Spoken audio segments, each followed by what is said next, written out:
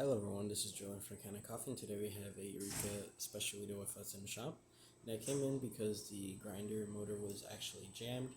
After taking off the burr set and inspecting the burrs, I found that there was a lot of clogged up coffee just over extended use, and it clogged up both the bottom burr carrier and it wasn't allowing the grinder to spin.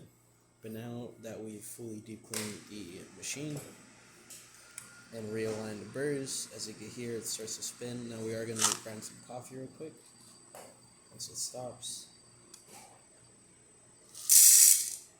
put a little bit of coffee in there. Take this off just to let the cup catch it all.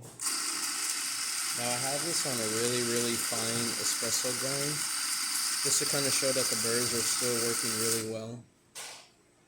Again, just to get the rest of the coffee out of there.